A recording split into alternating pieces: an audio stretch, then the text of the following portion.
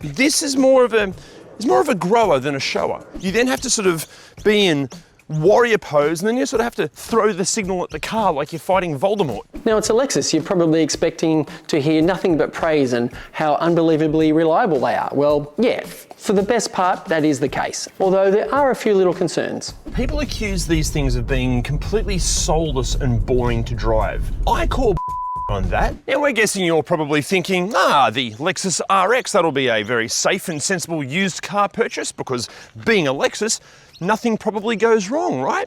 Unfortunately, it's not as simple as that. Firstly, it's lovely that Lexus loaded the RX up with plenty of lovely accoutrements, like the foot-operated powered tailgate. You just wave your foot under here and the boot opens.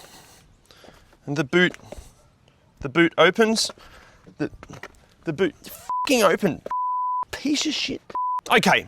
It occasionally opens, but look, in Lexus's defense, this is a function that we see fail on pretty much every car that has this stupid feature. The problem is you're left standing there looking like you're trying to do river dance in the middle of the car park.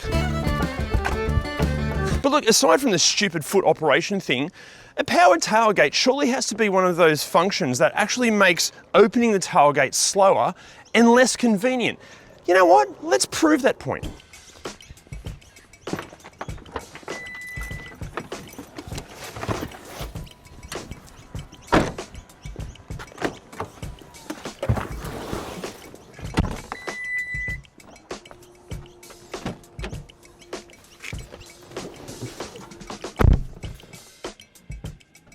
Plus, let's say, hypothetically, these powered struts fail over time. You'll know this is happening because when it gets to sort of the top, it'll start to shudder a little bit.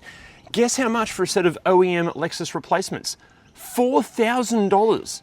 Granted, according to the Lexus techs that we spoke to, they've seen maybe 3 fail over the last 10 years, so it's an extremely rare issue. Don't worry about it. However, something that isn't rare are the complaints about the infotainment systems in these. And you know what, this is something we see just time and time again in various Toyota and Lexus models, but the infotainment systems can just feel a generation or two behind the competition. On these pre-update models, there's no Apple CarPlay, no Android Auto, there's no touch screen. The interface feels so old, and the whole thing is controlled by this strange little mousy control thing that many people absolutely despise. However, other owners claim that they actually don't mind using this at all.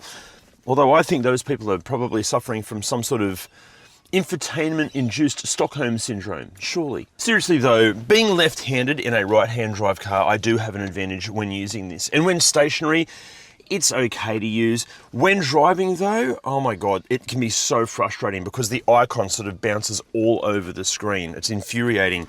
Even when this system is at its best, it simply cannot match, the iDrive system in the various BMWs, or especially the infotainment systems in the Genesis GV70 and GV80. Although the Mark Levinson sound systems in these, seriously impressive. Some of the best sound systems in this category you're going to find. Now, post-update, the entire system was revised. Apple CarPlay and Android Auto were included, the screens grew in size, and they could now be operated by either touching them or using a laptop-style control pad. However, it still didn't come with wireless Apple CarPlay, and a lot of owners consider it to be a bit of an afterthought update because the location of the actual touchscreen, it doesn't really suit your ergonomics. It can be actually a bit of a faff to use. You're just better off using that little control pad thingy. But with both the pre and post update, like so many other cars out there, they can also suffer from Bluetooth and phone connection dropouts and just little issues like that.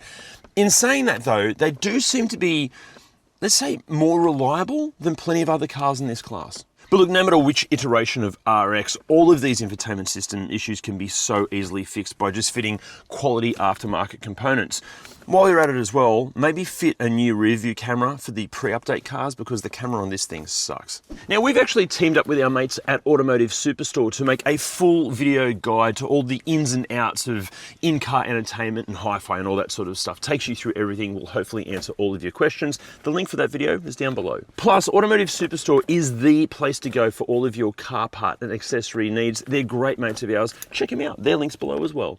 But another common complaint for models fitted with the 2-litre turbo engine, that was called the RX 200T before 2017, then the RX 300 afterwards, there are complaints that The throttle response, especially from a standstill, can be extremely doughy. Basically what happens is you go to pull away, so you accelerate, but nothing really happens. So then you accelerate some more, but then the car suddenly sort of lurches forward, almost like there's not a lot of connect between what your right foot is doing and how the car responds. However, this is easily fixed just with a throttle tune, and later examples, they seem to have sorted it out. Also, a couple of owners have complained that the 8-speed transmissions, that's the ones fitted to the 3.5 litre RX 350, just like this, can get a bit lost hunting for gears all the time, or it just gets a bit overly busy. I don't know about this complaint. I think that might be down to the driving style of those particular owners. I think if you drive with conviction and you're looking ahead and you're prepared and you're also driving as smoothly as possible, I found in this one the gearbox has been honestly faultless. Unlike the stupid remote start functionality. See, owners with this tech claim that to get it to work, your body has to be positioned a specific angle and distance from the car. You then have to sort of be in warrior pose, and then you sort of have to throw the signal at the car like you're fighting Voldemort.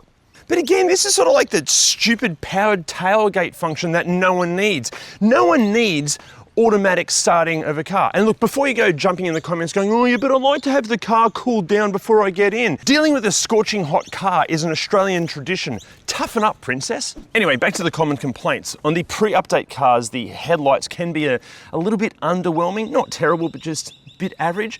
Lexus actually fixed this up on the post-update cars because they fitted LEDs with blade scan technology. It's all very clever. I'm not going to bother explaining it to you because it'll bore you to death in no time. And like any car with a gloss black plastic finish or any gloss black plastics, it can scratch if the wind changes and looks shit in no time.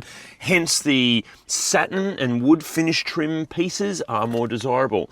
And in this one, it does seem that the previous owner may have spilt something. I'm sure this will clean up just fine, but it just looks a little interesting. That'll detail out. Now, even though the seats are typical Lexus, that means they are incredibly comfortable and covered in some of the softest leathers known to mankind.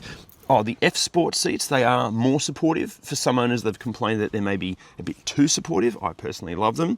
The problem is on the pre-update cars, maybe because of the incredibly soft leather, the exterior bolsters can take an absolute beating and can get overly squidgy way too fast. On the post-update cars though, apparently these bolsters are far more resilient, and yet the leather still feels just as nice and soft. Actually, that can be said for all of the interior materials. We're not saying that the pre-update cars are fragile at all, they're not. But apparently the post-update cars, they can take more of a beating. But on either iteration, everything feels so nice. Like this leather is so soft, even if it is leather. All the buttons are just like, everything feels nice to use. Like the volume control knob has such a nice sort of tactile weight to it. And you don't need a computer science degree to work out how to use everything. Everything's intuitive and just makes sense. And unlike, say, a Mercedes-Benz GLE or a BMW X5, where, look, yes, it all looks and feels really beautiful, but you've got this kind of impression that behind the scenes there's an awful lot of plastic going on. In this, it just feels so solid. Like the sense of quality and like all the fit and finish of everything, like everything's just so bloody, so well built. If you want a genuinely high quality interior, you've got to check out an RX. Although for some of the really early pre-update examples, if they're located in extremely hot climates like the Middle East or the middle of Australia or maybe the surface of the sun, the dashboards could crack. Although the owners have stated that Lexus were very quick to sort this out. Actually, the same goes for any sort of interior rattles or weird sounds. The early cars could have a couple of little rattles here and there. We're not talking the same sort of glass jar of teeth level of rattles that other cars in this class might suffer from. But again, the dealerships apparently sorted all of these rattles out toot sweet. And anyway, after the first couple of years of production of these, interior rattles are basically unheard of. Get it? Like unheard of because you can't hear the rattles because there's no rattles. So so it's unheard of. Like you can't hear. Anyway, like any car with a sunroof, if the drainage channels aren't cleaned regularly, debris can build up and this can result in all sorts of water leakage issues. Although, compared to plenty of other manufacturers, Volkswagen, Audi, the Lexus seems to be far more resilient to general sunroof related problems. And the same can be said for electronic gremlins. On the RX, we came across like a couple of reports of the front parking sensors playing up a little bit, but when it comes to things like power window or power mirror issues or lighting gremlins, No, not really. Even in here, unlike pretty much all of the RX's European competitors, we struggled to find any complaints of electrical gremlins.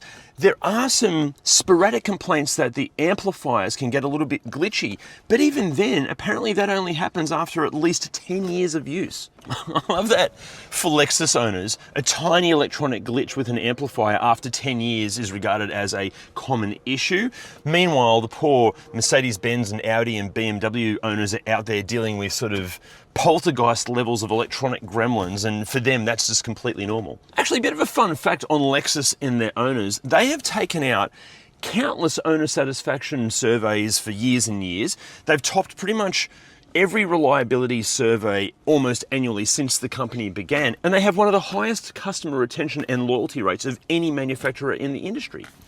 And you know what? I completely get it, because you're getting all of the premium feels and sense of luxury, but with the fundamentals and the engineering and the build quality of a Toyota. I mean, the accuracy of all the panel gaps and just the quality of the paint, it exudes quality. But in saying all of that, an area that Lexus arguably drops the ball for many people is when it comes to plenty of the subjective stuff. For example, I told one of my best mates that we were filming the RX today, and he literally said, "Oh yeah, mate, look, I'm sure it's brilliantly made and all reliable and stuff, but I couldn't live with that face."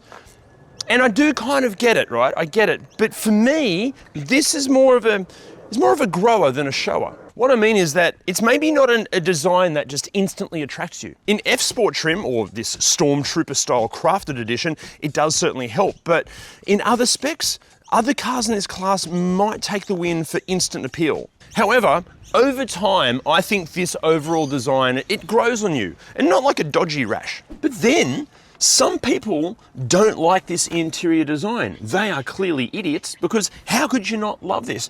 I personally love the fact that it's just more interesting than what you'll find in plenty of the European competition. Although I do think the Genesis GV70 and GV80 interiors, I think they take the win for overall interior design, but still, this is an utterly wonderful place to spend some time. Plus, it just works as an SUV because there are so many spaces for all of your crap.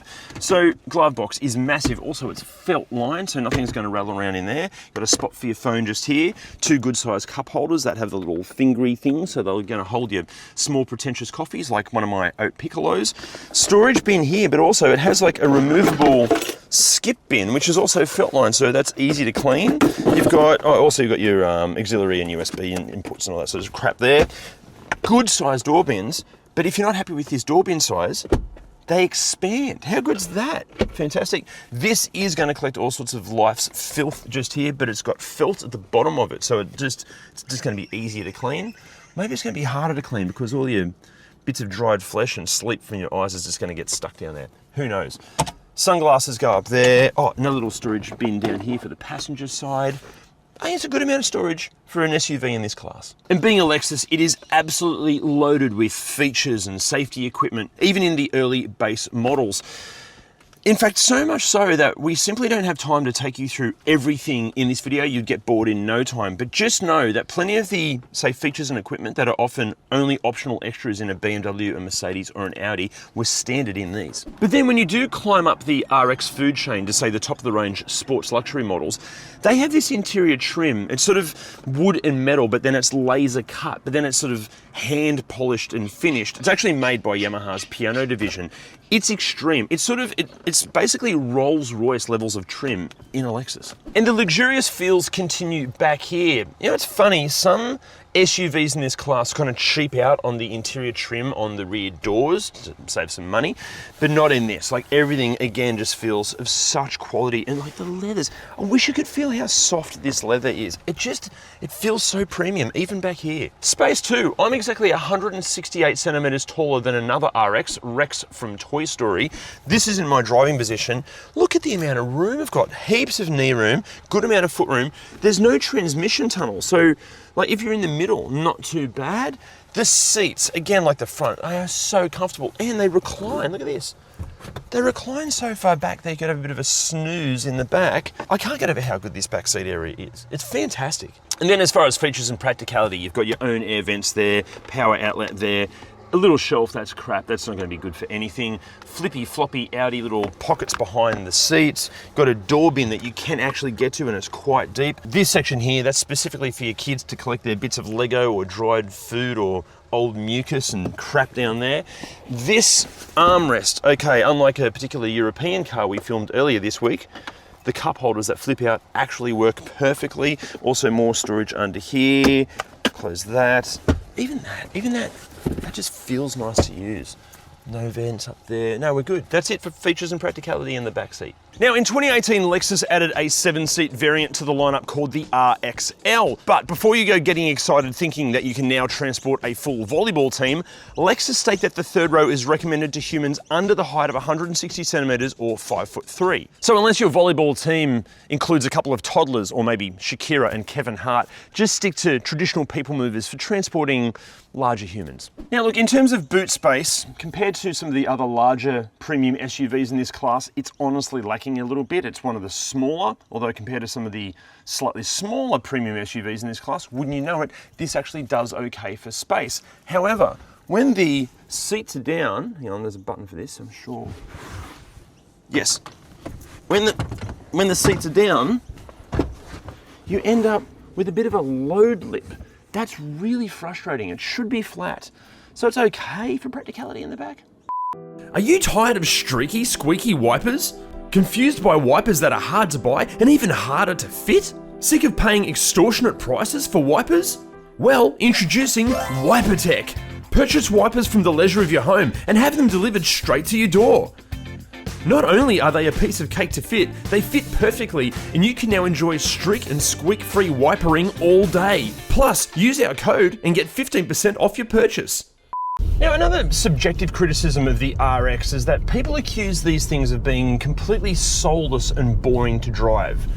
I call bullshit on that. Like, these never prioritize driver engagement. It's not a performance SUV. It's supposed to offer a luxurious and refined driving experience, and it absolutely nails it. There are no creaks, no rattles. There's hardly any noise coming from outside.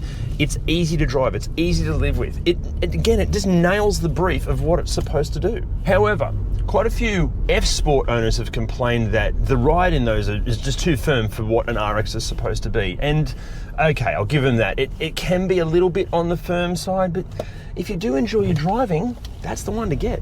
Also, quick tip, if fuel economy is a priority for you, obviously look at the hybrid models. Owners of those are reporting fuel consumption figures of 6 to 8 litres per 100 Ks, really good for a vehicle this size. But don't fall for the trap in thinking that the 2-litre turbo is going to be more fuel efficient than this 3.5-litre V6. Owners of the 2-litre turbo models are reporting fuel consumption figures of 12 to 15 litres per 100 Ks, but in the 3.5-litre, 11 to 12 litres per 100 Ks. These are more efficient. Maybe that's because it just doesn't have to work as hard to get the size and bulk of this thing moving, so you're using less fuel. But look, overall, this thing is just so bloody lovely to drive. Last night, I had to drive through some extremely sketchy conditions, and it felt so secure. At no point was I concerned about like road holding or anything like that. The engine's an absolute peach. I honestly, I was expecting it to be good. I didn't know it would be this good. And look, I know it shares a whole lot of components with the Toyota Kluger, or Highlander if you're watching this internationally, but it doesn't feel like a fancy one of those. It feels genuinely premium. So sorted, so good. But does it still nail the whole, Lexus reputation for incredible reliability? I can't answer that question because I'm not a mechanic. Luckily, Jim is. I'll talk about the 2-litre turbo first. Look, actually so far these are fairly reliable. They are from the newish generation of Toyota engines, which are more complex than years gone by. And with more complexity, there's a risk of more things going wrong. There are a few, but nothing too major, and they're quite random at this point. There are a few fuel pressure related fault codes, typically just fixed with a software update. And about 1% of the 2017-ish models had a problem with premature exhaust valve guide wear, but typically all of them were fixed under warranty. Another known problem is the wastegate actuator. Now that can be a problem where it just basically gets stuck, typically over 120,000 kilometers, and yeah, that's about a 2% failure rate there. So the percentage of things actually going wrong are incredibly low. Now, as I said, these engines are more complex, and there is more to go wrong, so perhaps these may not be as tolerant to neglect as other Toyota engines. So my advice here is absolutely service them on time, do them every 10,000 Ks and you should be fine. Now the V6 versions in these, look, they are from the 2GR V6 petrol family, and they have historically been amongst the most reliable domestic petrol engines you can actually get, and these are no exception. We have seen a few water pumps leaking, but typically that's over 100,000 kilometres and a pretty straightforward repair, to be honest. Best practice here is to do the thermostat at the same time too. There are a few reports of high pressure fuel pump issues. Sometimes it's a leak and sometimes it fails, but not widely reported and not what you consider common. Slightly more common problem is the purge valve. That's basically venting the fuel vapour out of the tank. That can get stuck open and cause a few lean air fuel ratio fault codes. Quite easy to fix and fairly inexpensive too. Now the hybrids in these are typically very reliable. Just make sure that the cooling fan vent filter is kept clean. Your mechanic should do this when they do a service on it. The filter is very cheap, but an overheated battery that fails is not cheap, very expensive. And as far as transmissions go, look, easily amongst the most reliable transmissions you'll see in a modern car. Now, so you don't have to remember all of the problems that Adam and I have mentioned, not that there really are that many, but you can see them all on our RX cheat sheet. The link's down below. Now, look, I've got a bit of a confession for you. I really don't like making Lexus videos. The reason being, I feel like I've got to spend 5 times more time researching the bloody things because nothing goes wrong with them. Even when you talk to all the owners groups and forums and whatnot, everyone loves the Lexus that they own, especially with the RX. So I feel like I've got to go deep diving into all of the owners groups and subreddits and forums just to try to find any dirt on the bloody things. Compare this to when we did the BMW X5 and the Mercedes-Benz GLE and the Audi Q7 videos. There are seemingly endless reports and threads and forum posts detailing just the countless issues. But on the RX, we struggled to find really anything that we'd be concerned about that would stop us buying one. Honestly, if you're after an SUV in this class, get your $25,000 to $105,000 ready and just buy one of these. Forget everything else. Maybe aside from the Genesis GV70 and GV80, they're also pretty good. But still, one of these. Actually, I'd tell you to go and buy this actual car from Lexus of Chatswood in Sydney, but chances are by the time this video comes out, this one will have sold. And if you want to know what SUVs you certainly shouldn't buy, watch this. It's like the accuracy of all the panel gaps and the way the doors sound when you close them. It's just, everything is just, the F Sport seats are more supportive for some owners. Now look, I've got some behind the scenes,